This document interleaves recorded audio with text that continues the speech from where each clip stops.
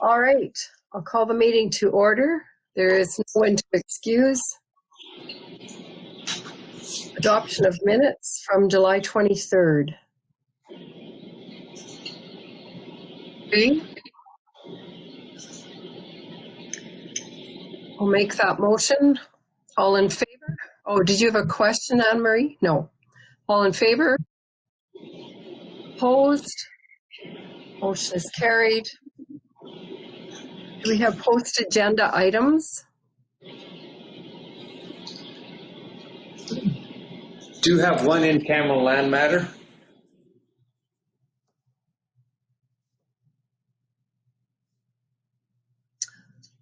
Anything else? Kevin? I have an in-camera legal matter, please. As I sent council quick word this morning with regards to some of the points I wrote yesterday when we had our conference call with Michaela and Cypress County, that we deal with the proposed changes for oil and gas investments, that council can utilize any of them that you may wish. Kevin, that's the leak, the one in camera? No, I think Ariana has it added to post. Okay. Oh, okay, yes. Anything else?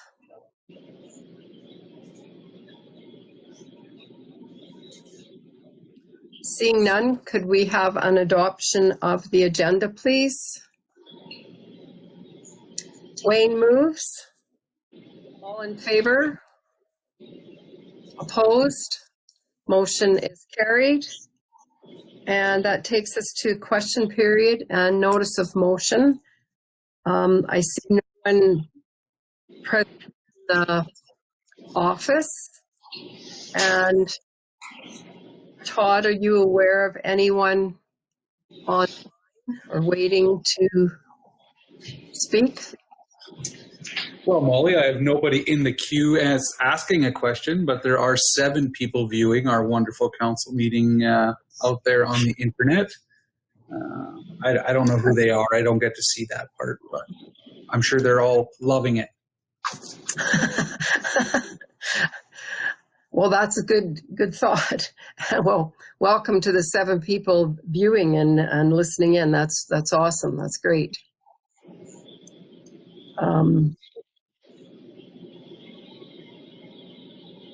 I think we will move on, or perhaps we'll wait a minute just in case someone does have a question.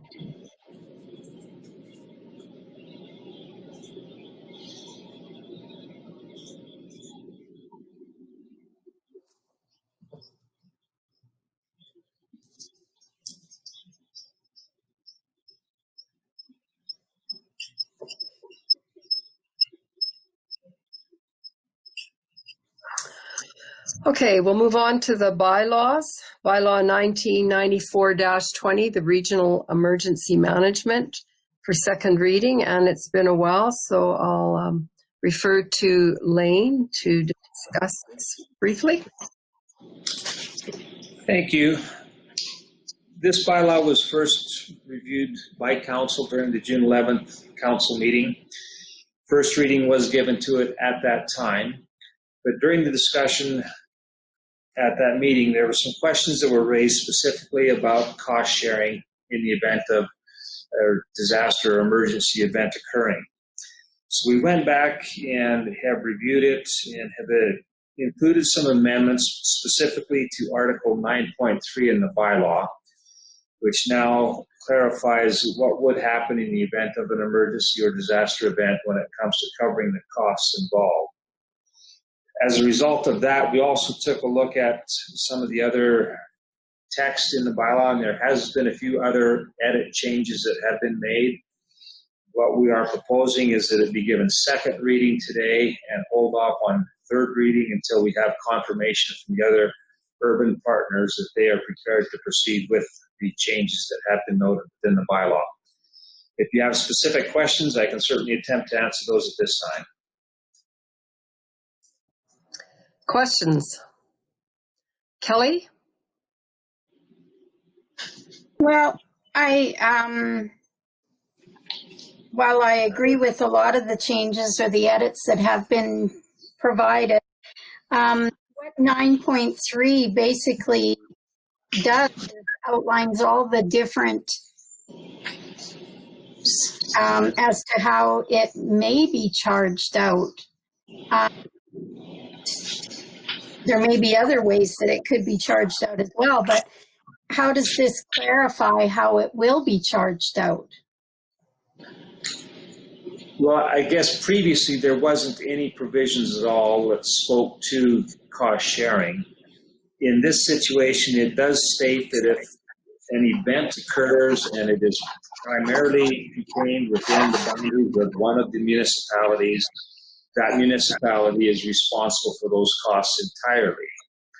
If an event crosses the boundaries and there's multiple municipalities that get involved, then really it's going to be impossible prior to an event occurring to figure out the full range of options for recovering costs. And what we have suggested is that there is going to be a need for the members on the advisory committee to sit down after the fact and work out how those costs are going to be shared when an event crosses a municipal boundary. It's possible that it could be done on the basis of the population that's protected, on the value of the assessments, on the area affected. We're suggesting that there could be several factors that would be taken into consideration.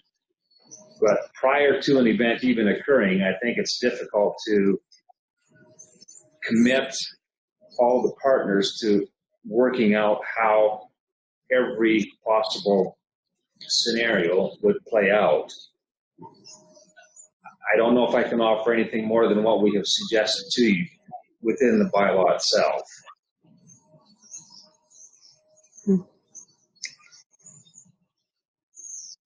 And I don't have any suggestions other than clarity as to, yeah, I don't know, it leaves us wide open.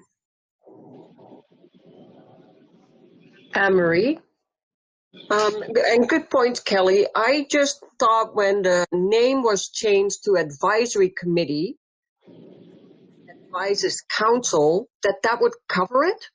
You know, it will come back to council and we decide. If for some reason the others feel that the county has to pay the full part, at least we will have a say in this decision.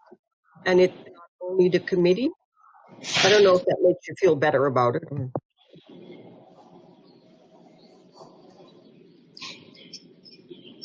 I don't read in that we're automatically on the hook.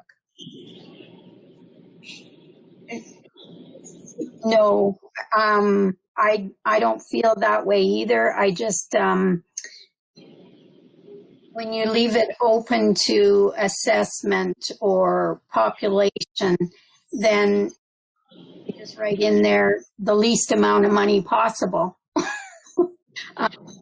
It's pretty vague, but I do appreciate Marie's comments that it is an advisory board, and did appreciate that change or that edit to the bylaw, and I can agree to it. Thank you. Any other questions? We get a motion for second reading. Brian moves. All in favor? Opposed? That motion is carried. Agricultural service business update. Todd? Perfect. There's a quick update for you guys, because I know you all love when I talk. It's such a fantastic thing to be able to be here. As far as good news goes, we are finishing up our first pass of the mowing program, so that's good. They're, I think, hoping to be done, I guess today's Thursday, so maybe Monday. Some minor breakdowns, but I think we'll come through with it. I believe we talked last time about the Riverwalk. I think it went really well. We did have a few minor complaints after the fact, but we were happy to send them the information for them to take on that role themselves. And hopefully next year they do so. Otherwise, we'll still have to be back helping them out with their weed control along the river. I think our hamlet mowing is finally slowing down. The heat is slowing things down. Everything's running out of some moisture, so that's good news for us. We can keep up a little bit and have things looking good going into fall, as well as our noxious weed programming is slowing down. Not a lot of regrowth on anything anymore, and some of the late season weeds are taking a hit with this heat, so that's good news. I think right now we're just touching up some of our contract jobs, so some of the total vegetation control for things like the public schools and around the city and things like that, just making sure everything's keeping up. We are prepping for some fall hamlet spraying. We put off some this spring to do a little more this fall, hoping to do a better job on some of the dandelions. One of the sad news is we are starting to lose a few seasonal staff. One got a new job as they're done their schooling, so back into something that is good for their future careers. And then we start losing them to the weird world of schools.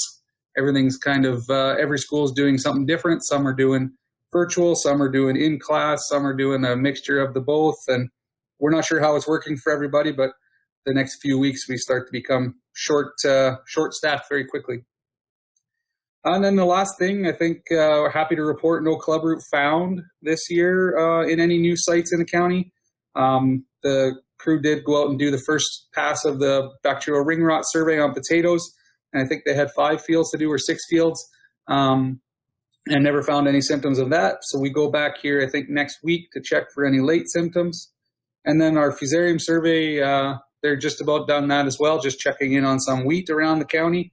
We know that fusarium was taken off the act, but fusarium is still a major pest in cereal crops and corn crops. So we're checking that out as part of our grant that we got, and in cooperation with Mike Harding at CDC. So happy to report that we're doing that, and I guess we'll see what we find. And that's about all I got for you, Molly. Thanks, Todd. Questions? Hubie? Just a question, Todd, on the hawk platforms. Have you guys been observing them this summer, and is there any activity there? That is a great question, Hubie. I know we monitor the one here at the building very closely, and we did see 3 hawks on it. Actually, I think it was even one of the days that Will and Anne-Marie were talking about it or something like that. We have a set of binoculars here for doing club root surveys.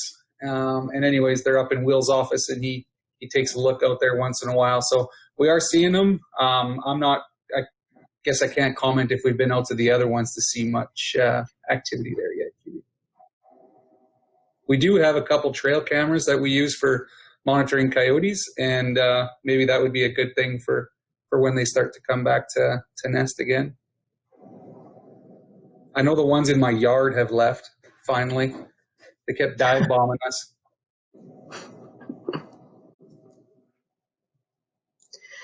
Anything else, Anne-Marie? So, Todd, it was good to hear you talk about CDC.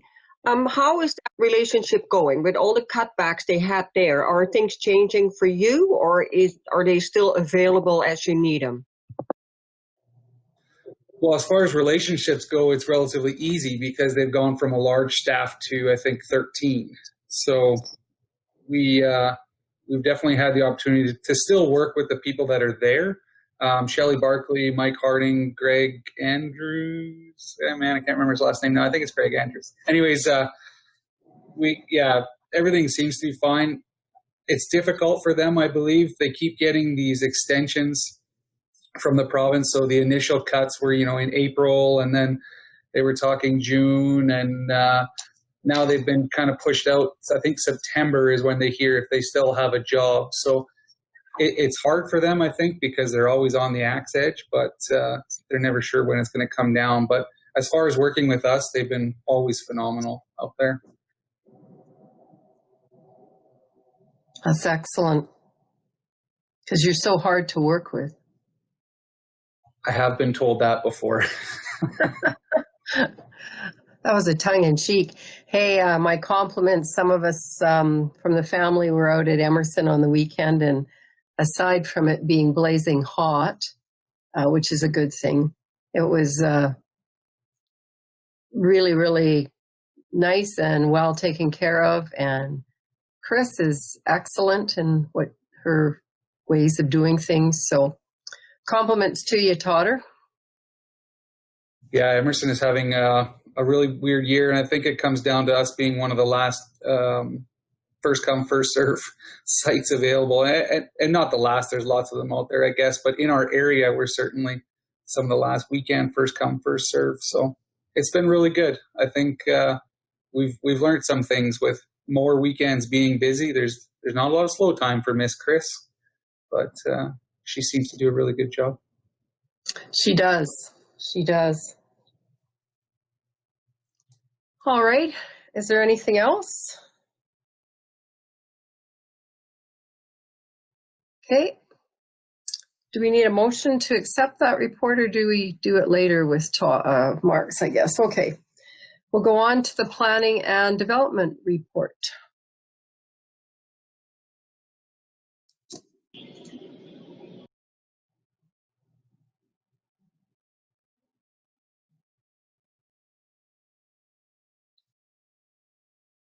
Cole's actually on there, Molly, if you want to take him. Yeah. Yes, thank you. I forgot. I have it written in big letters here. Cole.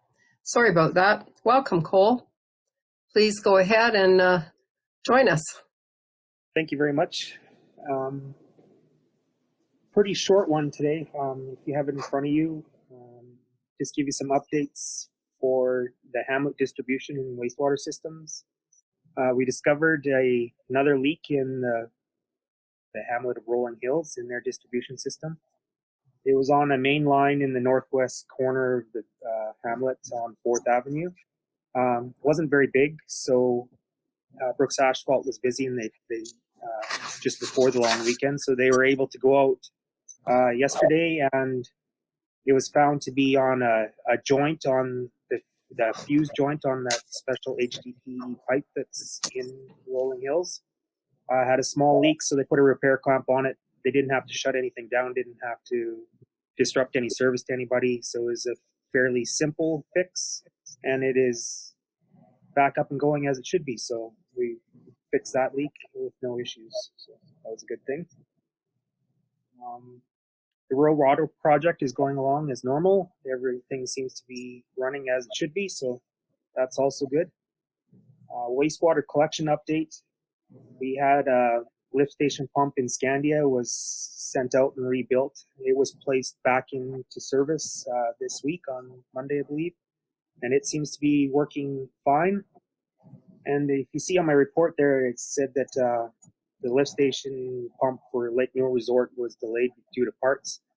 Well, we finally got it in, and it was reinstalled yesterday. So at the time of me writing my report, it wasn't, but we got it put in yesterday. So both those lift stations have double pumps in it like they should, and so it gives us some backup from them both, and they're running as they should be. So that's good news as well. And that is the extent of my report. So short and sweet, but everything's back up and running as it should be. Thank you, Cole. Questions, Brian? Yeah, Cole, do you know if we've had any hookups to rural water in the last little bit here? They all come across my desk, and I actually don't recall seeing one in the last month. So it's trickled down to, maybe one every other month kind of thing, not too many. Madam Maria, I have another question too. Is that okay? Yep. I noticed on our bills for payment, and it might be on an old report, but we had a repair in I think it was the Lake Newell Resort, and it's not on your report and it's on our bills for payment. So I was just curious if it's just it hasn't been processed, but you reported it last time, or whether it's coming up. I usually don't report smaller types of jobs, even though it may come out to be a bigger bill.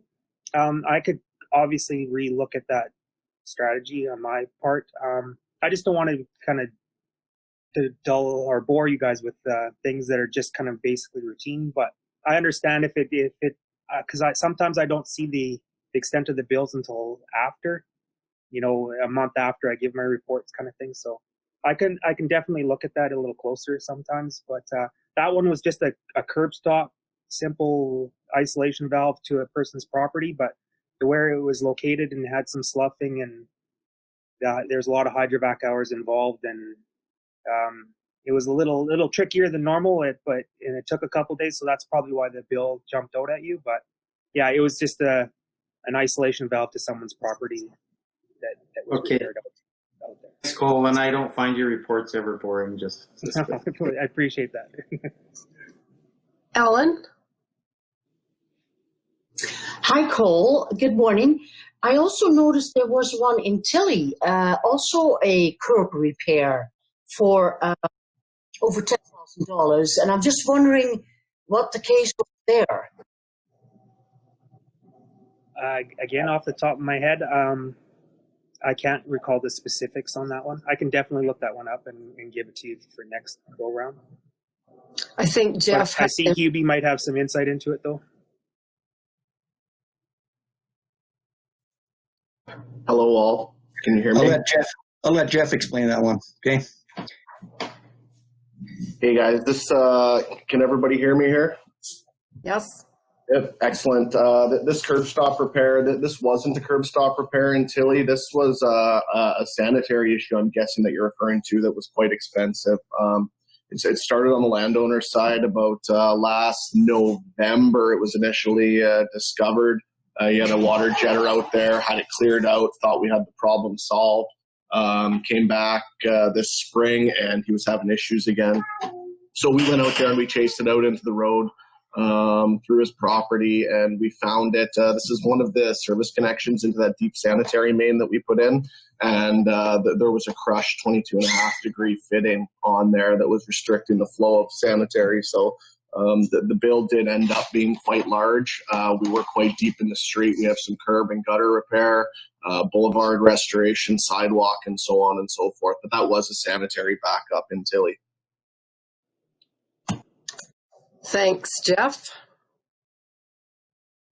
Any other questions? Question to Cole. This is a camping question from being out at Kinbrook, and the 3 provincial parks that are serviced by our NRSC all have lots of water backup for big summers like this one. Yes, especially Dinosaur Provincial Park definitely does have, because they used to have their own small reverse osmosis water treatment plant.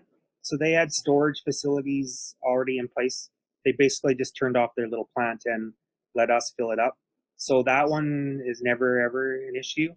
And then the rest of them are all direct fill. So your campground at EID, we fill cisterns there as well for like the shower houses and stuff like that.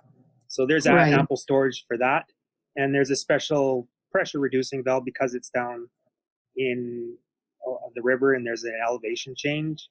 We have that up on the top of the hill. But as far as supply, that whole gem leg of the rural water project kind of feeds through it. And so there's never any issues with the EID, not the EID, sorry, your guys' Emerson Bridge campground.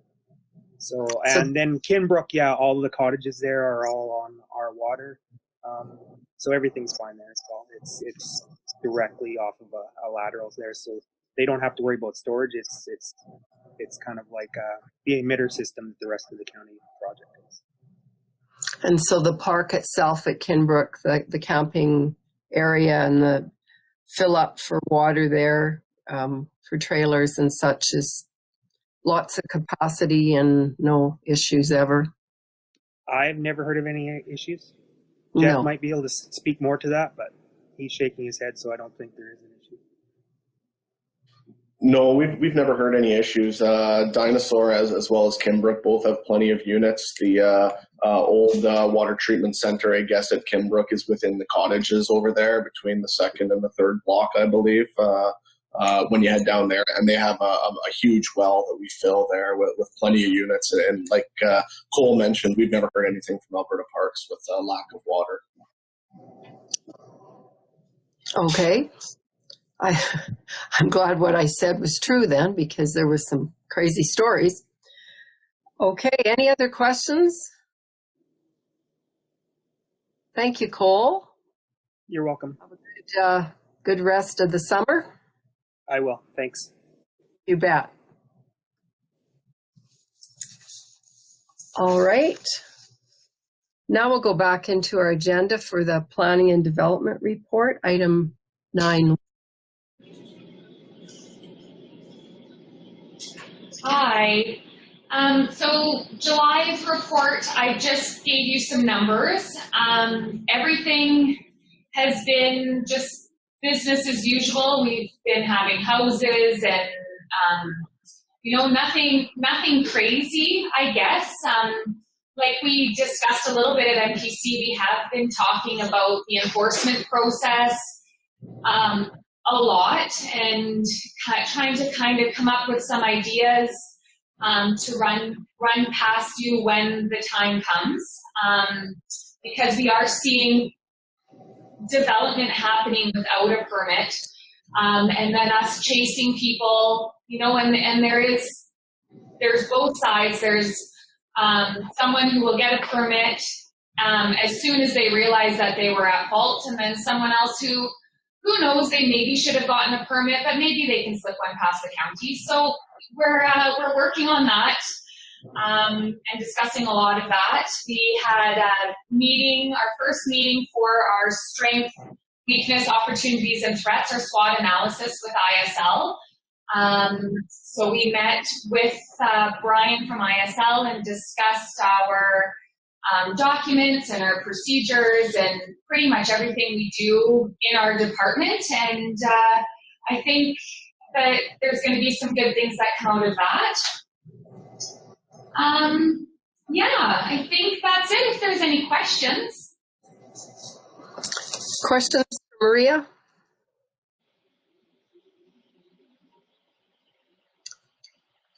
Don't see any. So we need a motion to accept the report. QB moves that motion. All in favor? Motion is carried. Thank you, Maria. Is Matt available for the next item, the draft budget review meeting dates? I am here, yeah. Perfect. Hi, Matt. Hello, everybody. This should be short and sweet. I gave you an easy one today.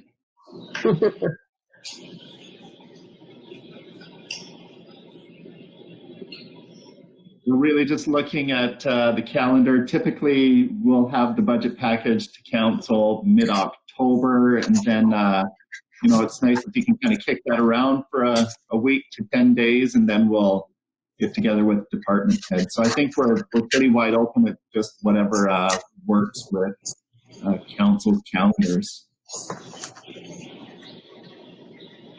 So, Matt, did you have any dates in mind?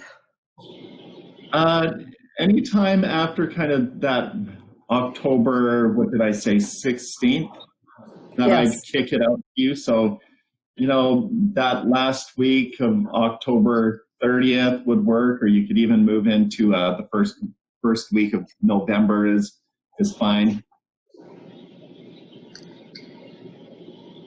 Okay.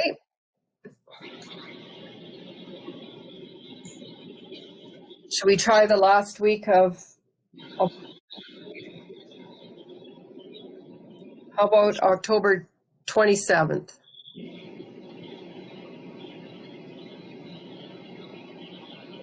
October 27th, any problems?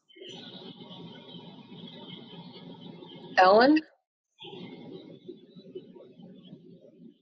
I'm just wondering if it's better to do it later, since what's happening with the assessment. Just wondering, because apparently that's going to be decided in the fall. So do this later. Just a thought. Would a week later make a difference, you think? I mean, it certainly could. Well, if it needs to be moved, I guess we can move it. But I saw a lot of people. October 27th is good. From what my understanding of the decision in the fall is like a week.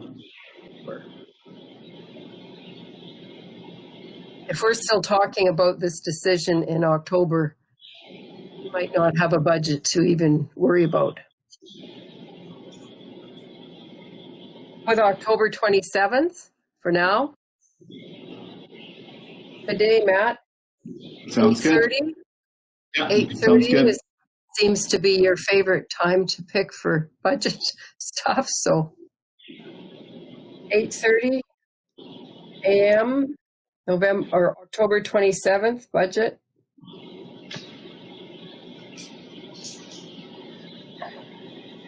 Great. Anything else, Matt?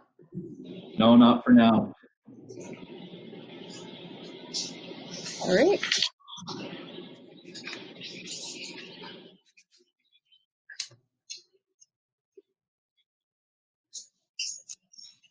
So we need a motion, I guess. Matt has that. Would he move that? Lionel will move it for November 27th, 8:30 a.m. All in favor? Opposed? Carried. Wayne? I think you said November 27th? Okay, good, because it's October, yeah. No, Okay. Matt wanted it to be, he started last week in October, so. Yeah. Thank you for keeping an eye on me. I need lots of eyes, Wayne. Sorry. Okay, no, I'm serious. We'll move on to the Newell Further Ed Council, Support for Community Foundation COVID-19 Impact Grant Funding Application. And would be back to Lane. Thank you. So this particular item is certainly a reflection of the times that we're in. The government of Alberta has made funding available through the community foundations for nonprofit organizations that qualify for initiatives that would help them and their clients deal with the impacts of COVID-19. The Newell Further Education Council is not an official charitable organization that would qualify on its own to apply for these funds. But there is a provision for agencies such as the Further Education Council to partner with other charitable organizations, of which the county is recognized as one with that has been approved by Revenue Canada. So they have reached out to us and asked if we're prepared to file an application for funding on their behalf. There would basically be two forms involved. One is the application form, and another one is the form that's required to become an acceptable donee. Newell Further Education Council would have all responsibility for filing the application and reporting for the use of the funds. All the county would be doing is submitting the applications on their behalf. flowing the funds through to the organization and making it possible for them to receive it if their grant application is approved. So the recommendation is to support them in their request.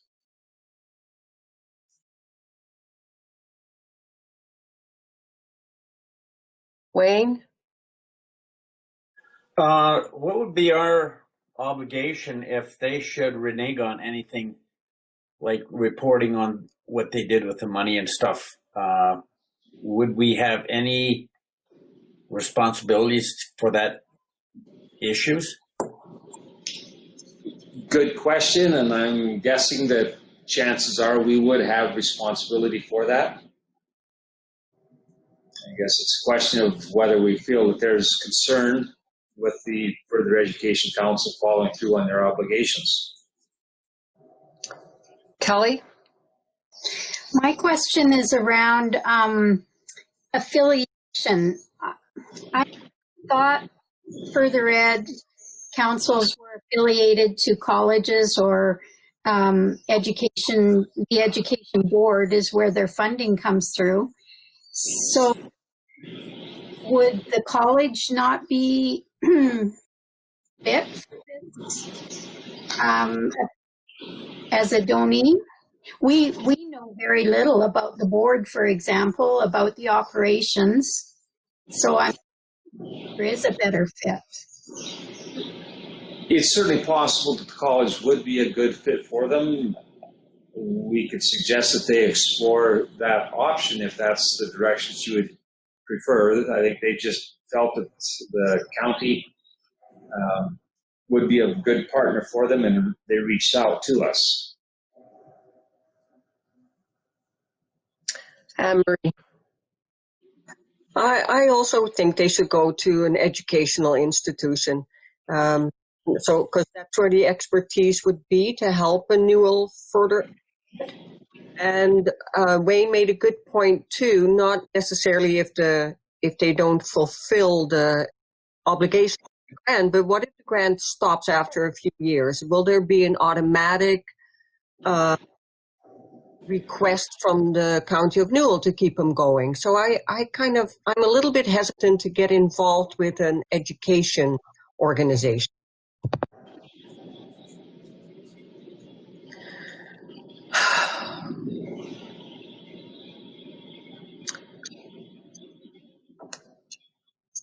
Clarence? I'm kind of surprised. I mean, this organization has been around for years and it's been doing a good job. And this was a no-brainer, but I mean, I'm not discounting the concerns. I just question our doubting Thomas attitude on this one.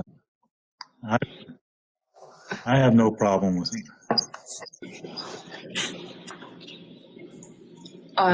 Wayne? To Clarence's point of view, I have no problem with us doing this. I don't know the people on this board. I don't know the work they do. But if you say they've been around for a while and you vouch for them, I can see us just being a go-between for them. But we'd have to have some kind of control to make sure that everything is done that they're supposed to do. Tracy? How much extra staff time is it involved for us to be a part of this? Is it a lot of administration time? We don't anticipate that it will take a lot of administration time. There is going to be the application form, and then it's going to be making sure that the council has filed the final return or report that's required to account for the funds. There's going to be some accounting entries involved because the funds will flow through our account, and there will have to be a check cut back to the council for those funds. It's really a matter of whether or not we feel that it's appropriate to bring an agency of that nature. Well, I certainly have no problem with this either. This is an organization that has existed for a few decades, I'd say, and works within our own communities, and I can see them coming to the County of Newell. They know how to find us. We're in business. We have meetings twice a month. Right now, something going to, say, the Brooks College. I have no idea how they're even functioning. So I have no problem with this either. Tracy? Kelly? Further to that, I would like to make the motion to go ahead and approve the support of this no further ed request. Kelly? Well, is this an application that we should also be applying for? We provided and fund our fire department's PPE and our library's PPE. We have expenses as well. Will this limit our ability to apply? I guess we hadn't really even given consideration to applying for funds under this program. We could certainly consider what our total cost would be and make a determination as to whether or not it would be appropriate for us to be submitting an application. I don't think that it would actually limit our ability to submit an application. That would be for a separate purpose altogether. We can certainly investigate whether or not we should be submitting an application for the county to recover costs that have been incurred.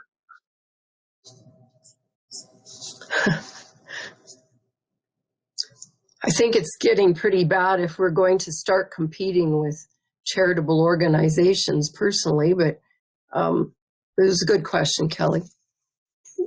Molly, just to your point, Newell Ed is not a charitable organization. They're a branch of the education department. They offer services, and yeah, I guess charitable organization isn't the right term. If they had all of those designations, they wouldn't be able, or they would be able to apply without us. Their budget, let's say, is pretty limited compared to what ours has been, but maybe we're heading in their direction. Who knows? Ellen? Interesting, Kelly, because I just noticed that the priority focus areas is food security, shelter, and healthcare, meaning physical and mental health. So that probably would, PPE and that sort of thing probably would fall under physical health, wouldn't it? Just an observation. Right. All right. Any other discussion on the motion made by Tracy to go ahead and support this? Seeing none, all in favor? Opposed? Motion is carried.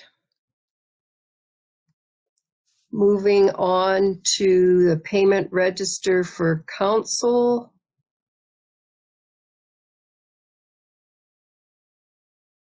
Any questions on the payment register?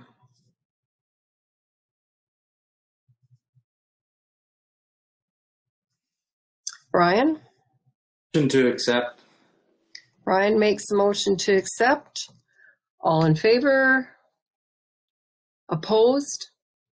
Motion is carried. Request for functions of council. Taking us into the item 961 and the AUMA's Association Convention, September 23rd, 25th, which is going to be a virtual convention. We've sort of been trying to take turns doing this. Brian? I was just wondering if anybody has not attended from council. And if I think everybody has, because I think QB, didn't you go last year? I put my name forward to do the virtual thing.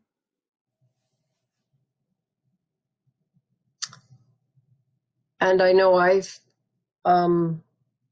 It's been a while for me. I don't know if it's been longer for some others. I would also, Anne-Marie? I'll make a motion to have the reef and the deputy reef attend AUMA. It's a good time for the two of you to maybe go. Yeah, good point. All right, all in favor of that motion? Opposed? Motion is carried. Clarification, that would be virtually, is that correct? Yes. Okay, thank you. Municipal services business? Or Madam Reeve, I think Kelly had a question. I do. Going back to functions of council, I'm sorry, I tried to get your attention before. We as comp committee have clarity on the EID presentation, and I would make a motion. The three of you that attended the Edmonton rally be compensated for that event. And thank you, by the way, for going.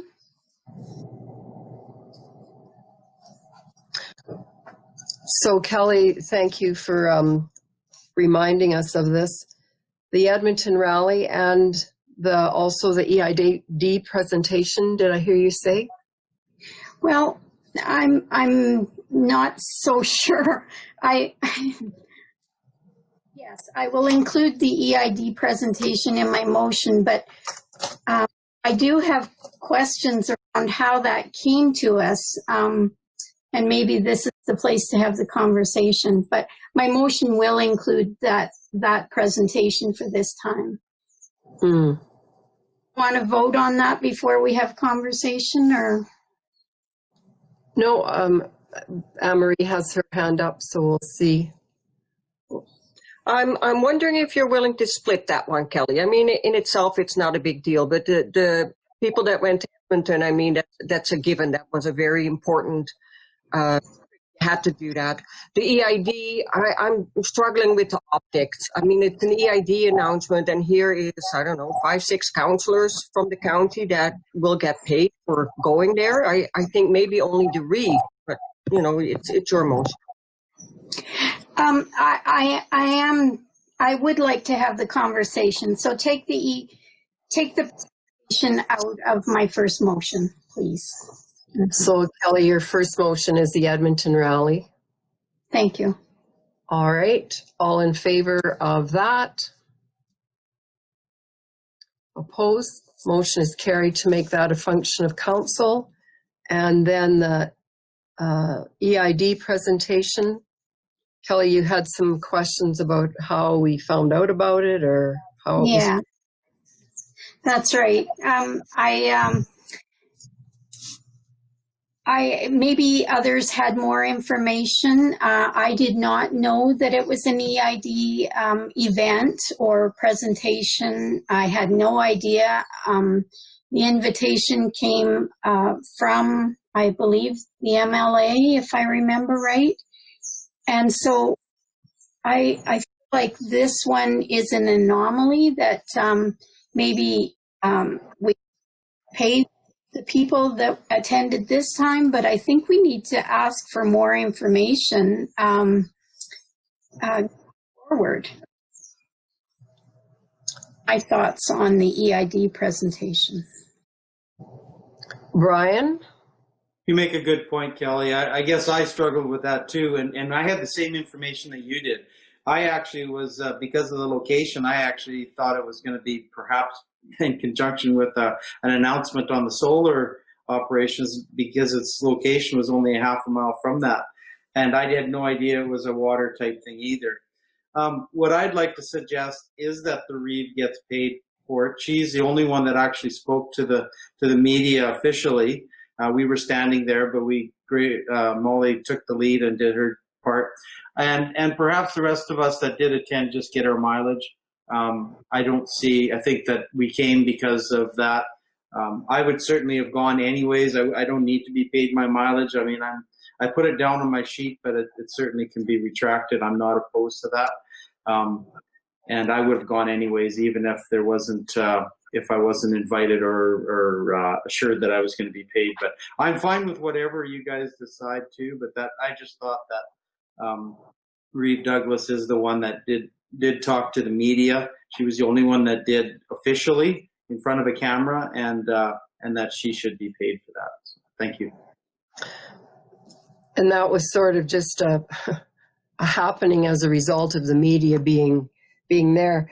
And I was just trying to find what I got from Heather Piggott. My communication was with Heather. The whole thing was with Heather.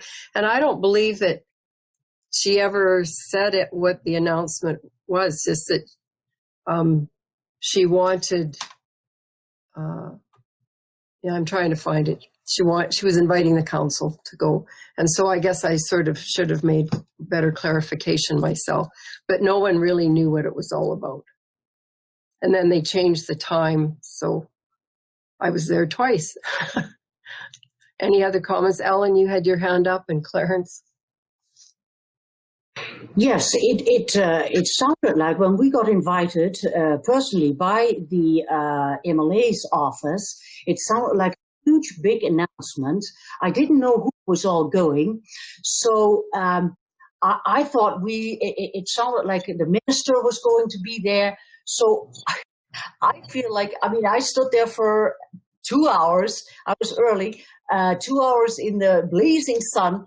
And if you know what I mean, it was obviously not that huge of an announcement, but they portrayed that it was supposed to be. I do feel that our time is worth something because, I had a long drive out there and back, so did you obviously, but I do feel that our time as councillors do count. I mean, just after the fact that it wasn't such a huge big deal, but we did not know that in advance, and I thought it was very important that I showed support, and that's why I went. Just a comment. Wayne? I just think that maybe in the future we should have a policy that says unless it has direct business with municipal business, then just the Reeve or maybe Reeve and Deputy Reeve should go, but not all the councillors should be showing up at these functions because we're a municipality. So just thought maybe we should have a policy on this. Wouldn't be having a discussion if we had this, so.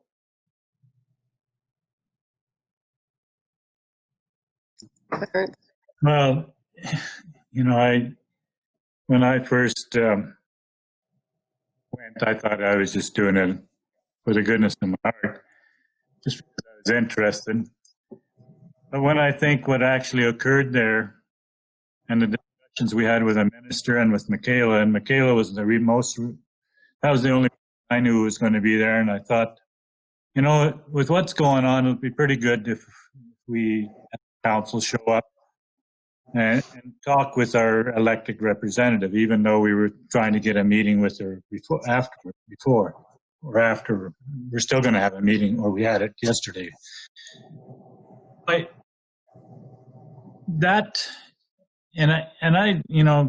was just going to put it. And then I think about what happened and the importance of us talking to the minister and to Michaela. That was a pretty thing, because when we talked to Michaela yesterday and the tone she had, she came around quite a bit. She wasn't against it, but she certainly was more affirmative yesterday. She was at that when we talked to her on, what was it, Thursday? Yes. I don't care if I get paid for it or not. It really doesn't matter to me.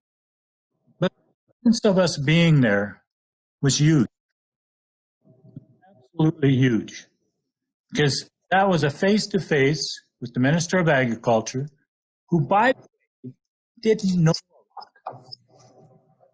Very, very interesting. So the importance of it is huge. And it was billed as, I had no idea what it was. It was an announcement by the provincial government.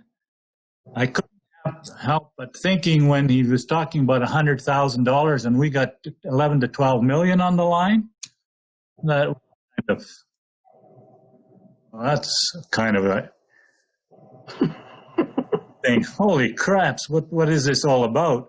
But the fact that we are there and that a number of us had a very good conversation with those two MLAs, one who was a minister, and the insight that that gives us is invaluable.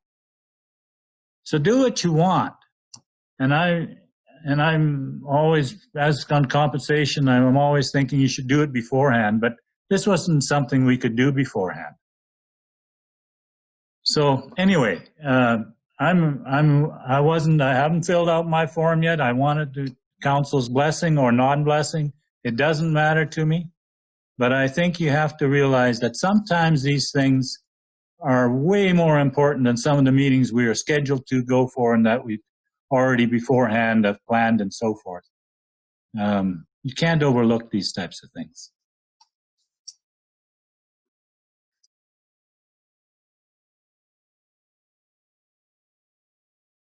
Sorry, Kelly and Anne Marie.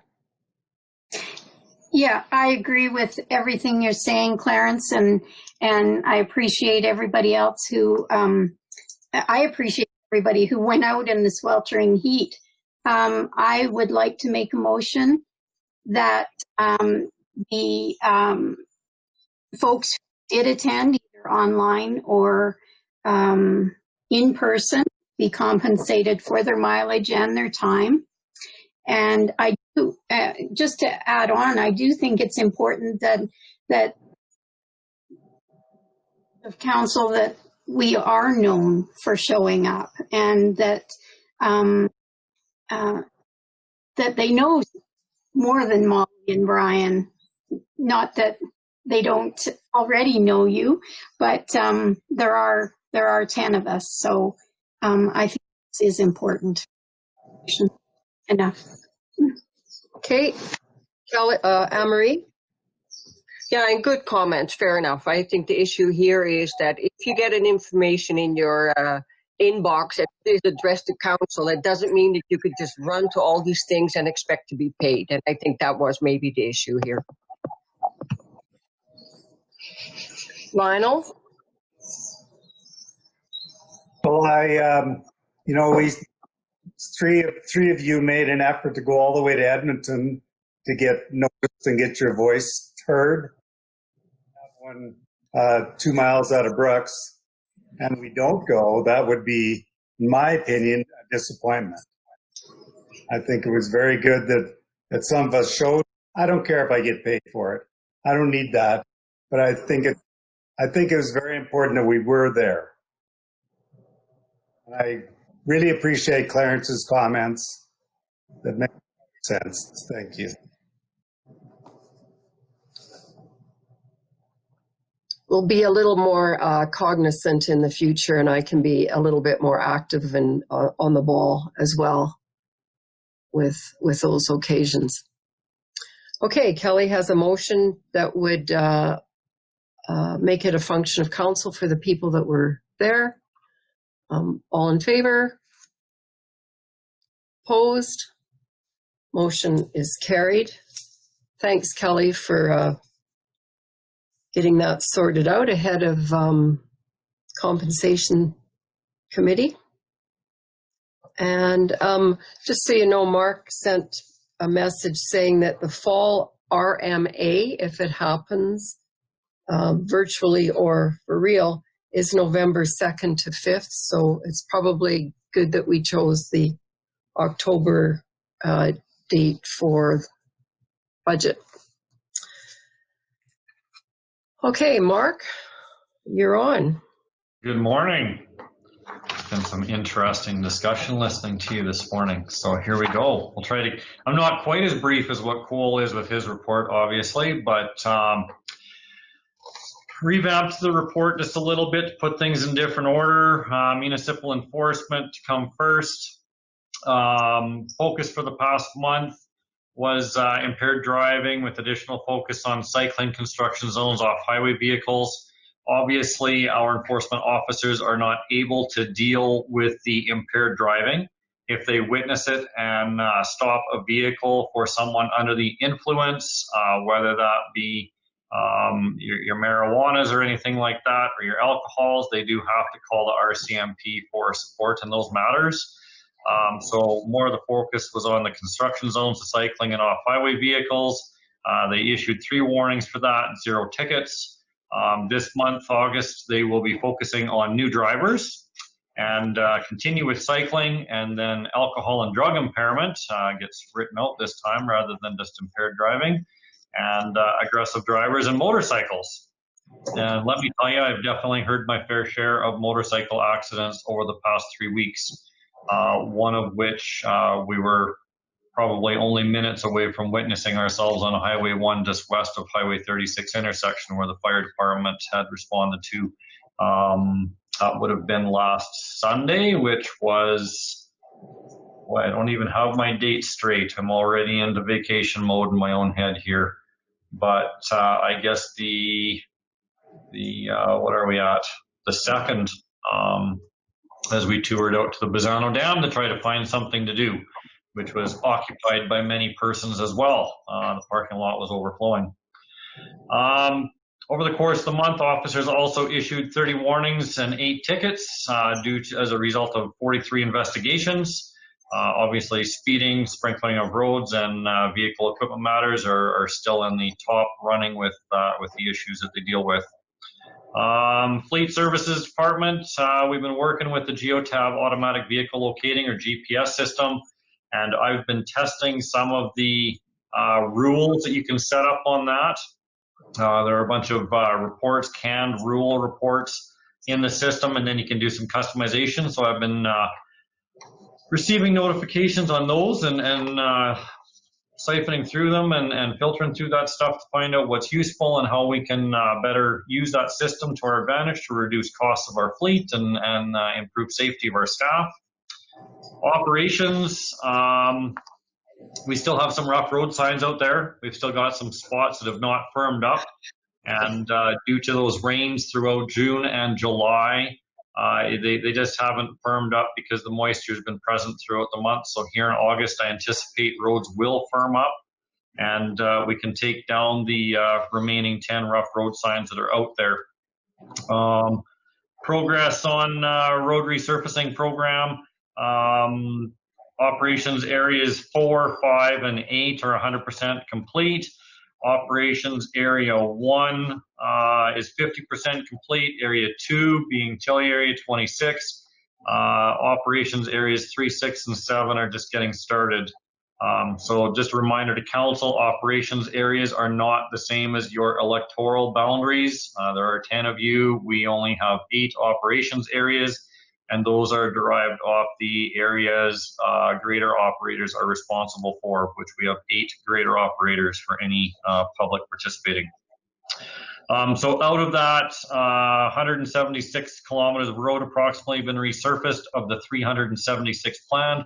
So we're hovering at the 47 to 50% complete. So that work will somewhat be delayed a little bit, as you know, many people try to take their vacations in the July-August period. So we do have truck drivers looking to take some time off here. Maintenance operators continue with the operations foreman, taking care of 45 work orders over the month.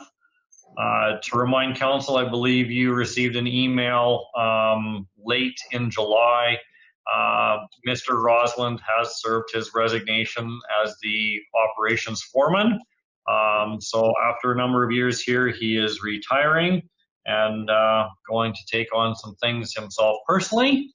So we are looking for a new candidate there, and the department is actively interviewing until we find the candidate that is best suited to fill that vacancy. Dust abatement program itself commenced Monday, June 15th. Crews completed on June 27th, so you're looking at a 12-day window there. And yes, they did pull some time through the weekend to make that 12-day window happen. All tenders for planned work and capital equipment replacements are complete from the operations side. Shoulder pull program, they're in progress. They started Tuesday, August 4th.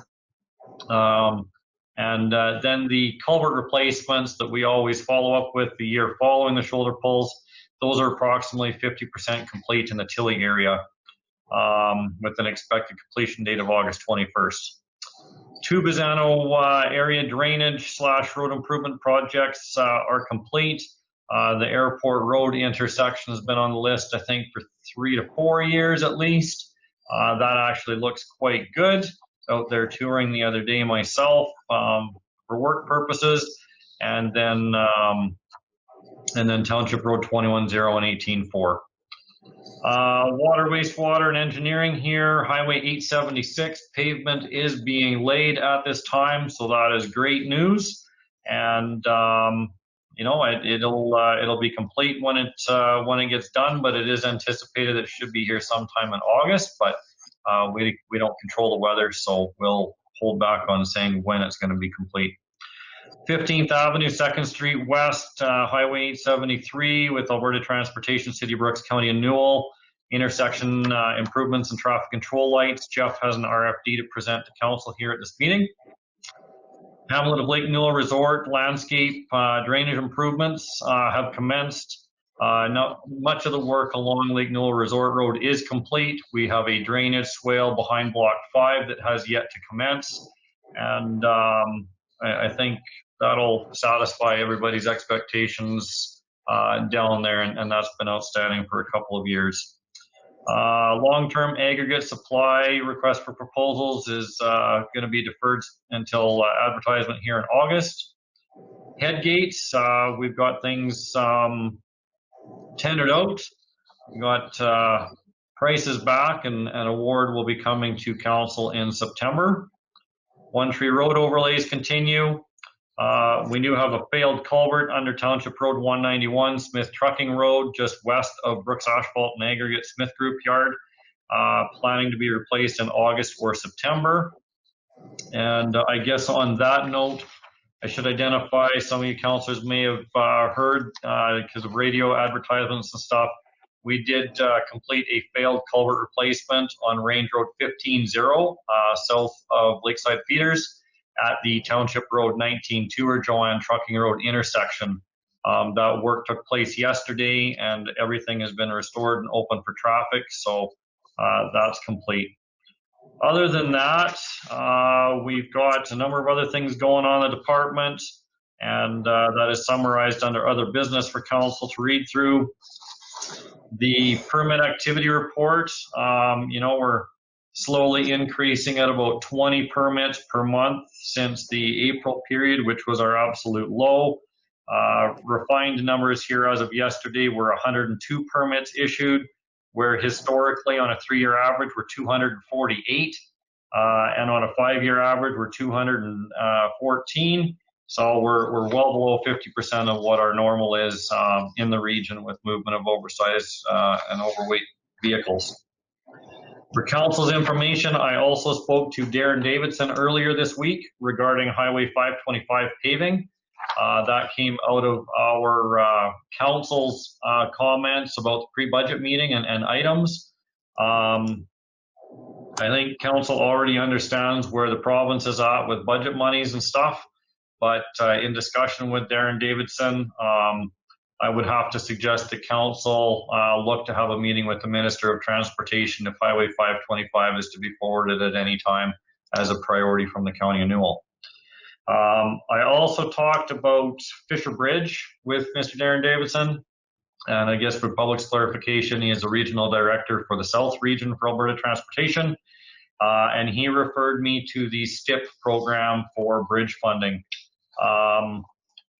They have a bridge grant funding program. It's typically for local bridges, and I would like to remind council this time that Fisher Bridge is a Class A bridge file structure, meaning that that structure is in the asset registry for Alberta Transportation.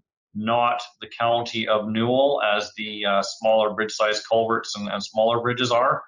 So if there's something to consider from pre-budget meeting and bridge file 76809 Fisher Bridge and the replacement of it being advanced from the currently identified 2032 timeline, that one may well too need to be discussion with the Minister of Transportation if there's anything else to be put on the table short of applying for it under the STIP program with Council.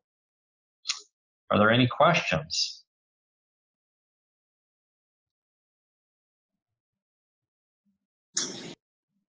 Clarence. Ellen. So your comments, 525, I'm trying to read between the lines. I'm taking it, Mr. Davidson said it's very low on their priority list. Very, very, very low priority. Not there at all. We would also need to be mindful that if we are going to look at connecting to another 3-digit highway of Alberta transportation between Hayes and Redcliffe, we do cross the border into Cypress County. And I'm in no way going to suggest that the County of Newell should fund something that takes place in another jurisdiction, but there should be potentially a 3-way partnership for respective shares to take place there. So it might be something to be further discussed with our municipal neighbor. I guess the hurdle in that one is I believe there's only one residence anywhere in any proximity to that roadway in Cypress County that would benefit from it, although there is some agricultural land in the area. But really, I think once you get south of Range Road 14-2 in Division 1, we are really out of the residences, and we have a very long road ahead of us to get to anything beneficial other than agricultural land and farmland. So I don't know how transportation would place a priority on it other than traffic counts potentially, and I'm not sure that the volumes will warrant it on their assessment sheets. The volumes never warrant anything on their assessment sheets, which is why it's partnered. Yeah. Yeah, and that's very difficult when you're, they're in charge of Highway 1, Highway 2, and the traffic volumes are in the hundreds of thousands of vehicles a day when we're sometimes lucky if we hit the hundreds per day. Right. Ellen? Yes, Mark. The culvert replacement is done by trenchless technology. Now, road boring. Can you fill me in what that means exactly? So we actually did a lot of our County of Newell water project with some road bores and stuff, crossing highways and whatnot. And all that is they come in with a drill and they shoot underneath the road, and then they pull the pipe through, or they push it through, depending on what method they approach it from. That way there's no open cutting of the road. You put in a construction zone and slow traffic down, but there's no detours, there's no road closures or anything that need to take place with using that technology. So where that culvert is and how deep it is, we would have a significant cost to dig open that road and put a new culvert in. So trenchless technology is the preferred method in that location. Thank you, Mark. You bet. Other questions for Mark? Mark, are you aware of the letters that Russ is sending out about Texas Gates? I am aware of the Texas Gate situation. And so he's had a number of respondents with things, and there are a few outstanding and whatnot. So we've tried to put a deadline on that to try to maybe force someone to step forward and take ownership over a Texas Gate. most people have come forward and said whose gates are whose. We just need to get control over that and understand whose it is, because we seem to get ourselves caught up from an operational perspective dealing with these Texas gates where truthfully the County of Newell, I believe we only own one Texas gate, which is down on Range Road 14-0 at the far south end of the county, which was installed many years ago. Don't know why the county ever installed it, but it is under our ownership. They're for the benefit of the farmer, for not, or the agricultural side, so that they didn't have to put up fence on their property line, and that they get that free grazing of the road allowance and stuff. But I'm very well in tune with that. Jeff's also, because he oversees Russ with those letters and stuff, and it is an approach that we've taken to getting control of it.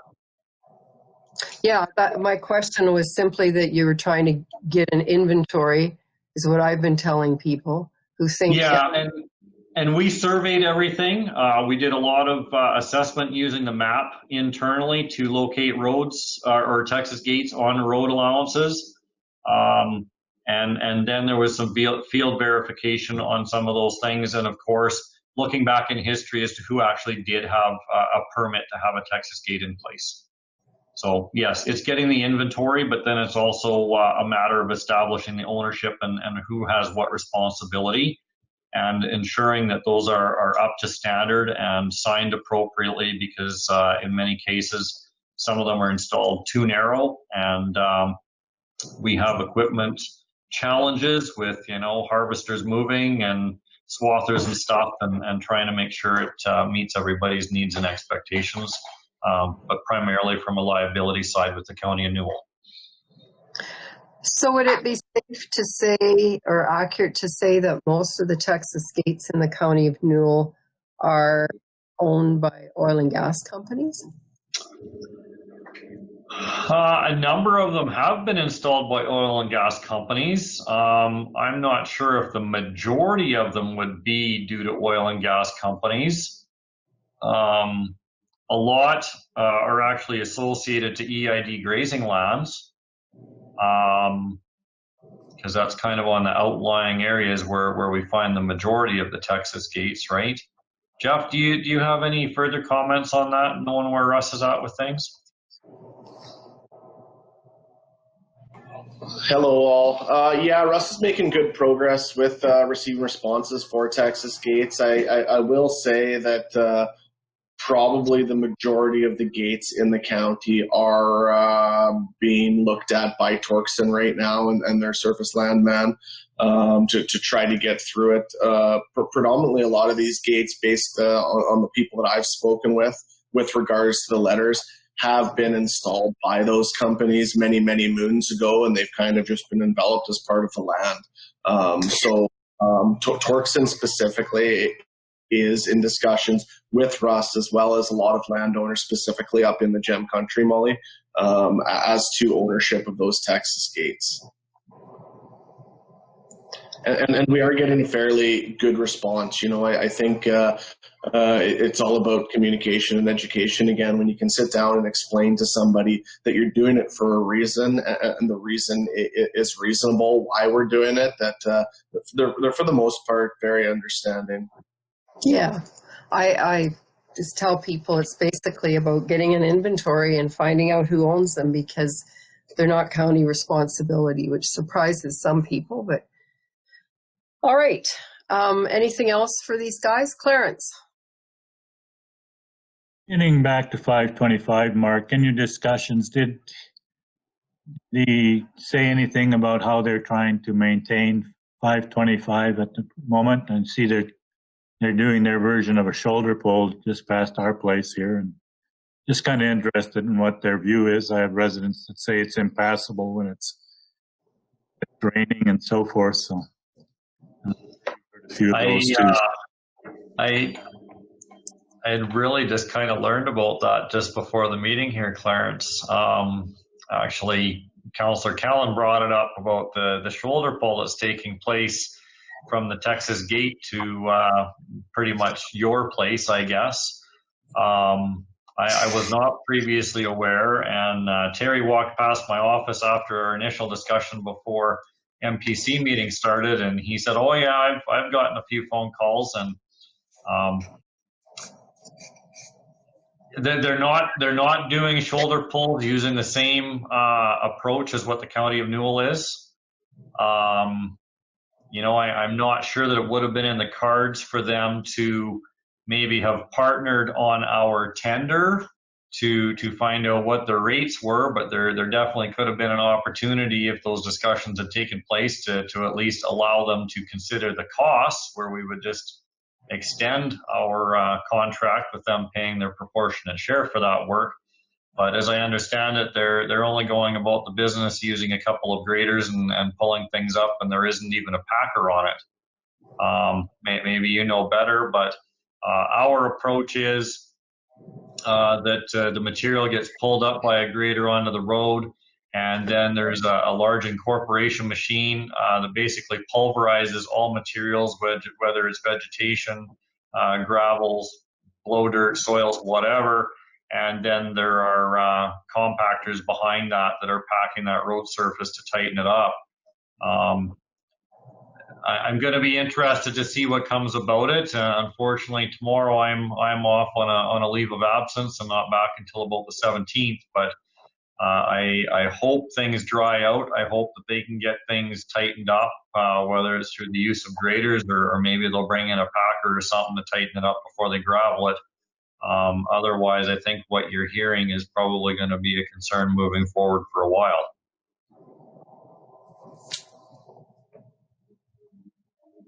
Yeah, you're right, Mark. It's that they just put an extra grader on it and kind of spread it out a little bit. That didn't put much in the middle, so it seems to crack through the middle from what I've seen. I don't know. So I was just interested if you knew any more than I did. Are they actually getting the road narrowed up, though? No, I don't think so. Okay. I wouldn't go out and measure, Mark, but I don't think it is. Yeah, well, I was kind of running on the assumption that they would be looking at narrowing that road surface to make it narrower for the purposes of maintenance purposes, and reduce the number of passes that they have to make with the grader to keep it well graded. Because we had that same challenge with Highway 873 before we worked with them to see it paved, right? You could end up with 6 lanes of traffic driving down that thing just about because it was so pounded out and flat and wide.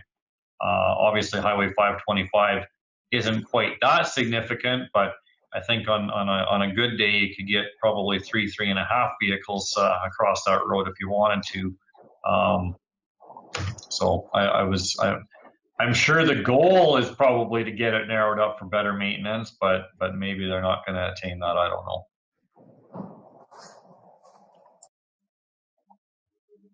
I should also point out that generally we have a spring meeting with Alberta Transportation to find out what they have on the radar and what they're doing in our region.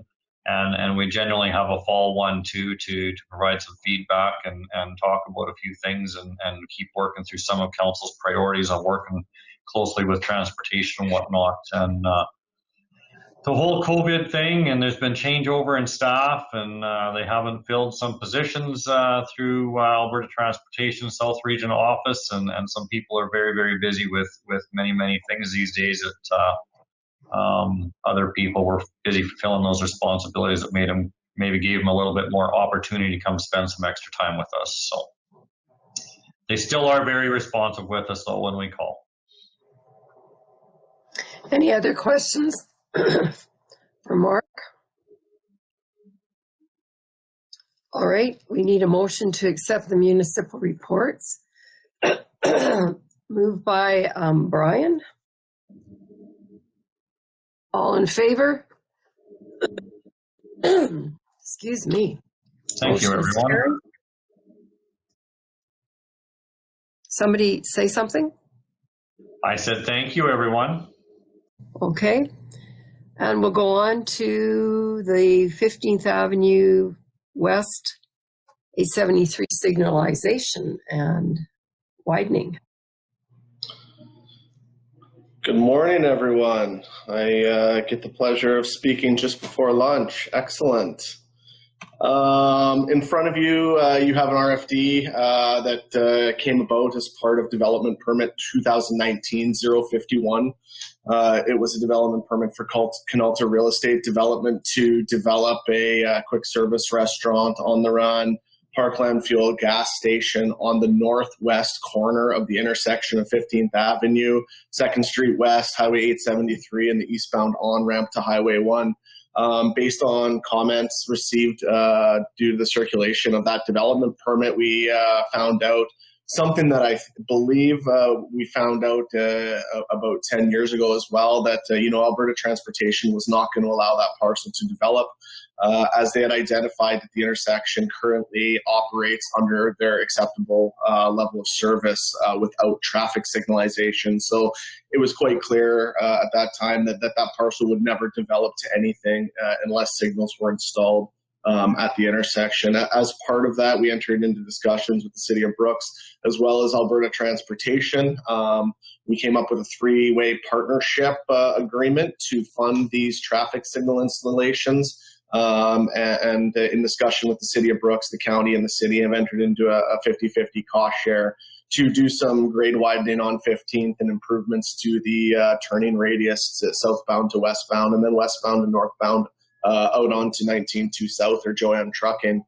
So as you can see, we did only have one tender submitted by CAN Traffic. A few days before the tender closed, we got a little bit of a win that these traffic signals contractors are quote unquote busier than they've been in 30 years. There were companies telling us that they had over 60 projects on the books that they needed to complete this year, and we were really unsure if we were even going to get a bid in. Good thing we did get one bid. It did come in slightly over the estimate of probable costs by about $32,000. However, it did fall within the County of Newell's budget. We did readdress Alberta Transportation and the City of Brooks. We amended the agreements to reflect the tendered prices. And with that, I'm going to recommend that County Council award this contract to CAN Traffic as per their tendered prices. To follow that up, I think, we were in agreement with the city about 10 or 12 years ago to do this work, and for some reason it fell apart and never happened. I do really believe it's important to get it done, especially knowing that, that northwest quadrant of that intersection will never develop based on Alberta Transportation's comments without these signals. And I think having buy-in from Transportation and the City of Brooks, having multi partners on this project, it falling within budget, I think we'd be remiss to pass up the opportunity. Although we know the Canalta development hasn't broke ground yet, their development permit is still active, and if it does expire, a future development will reap the rewards from the work that we're going to do here today. So I'll answer any questions. Tracy? My question was, under the cost breakdown under the signals, why does the county pay so much more if it's a 3-way cost share? So we discussed this at the time of the Canalta development permit. We went back and forth between City Council and County Council, and City Council presented a couple of options to myself, which I then forwarded on to County Council for consideration to become partners in this cost share. One was that the county would pay 2 times as much as the city pays, so that's why you notice we're paying 4/9 compared to their 2/9. So basically it's 1/3, 1/3, 1/3, but as part of that agreement we had to pay double what the city did. So typically we're picking up a part of their third and adding it onto our third, which is the reason. Another option that was presented to County Council was that the city would pay an equal share in this partnership for the signalization. However, they wanted to I believe, if memory serves me correctly, have some type of revenue sharing agreement for the tax revenue that this property and development would bring in today and the future, so on and so forth. And I think at the time it was council's decision just to go ahead and pay some additional and get it done. Other questions? We have a motion. Wayne makes the motion to proceed. No further discussion. All in favor? Opposed? Motion is carried. Good. So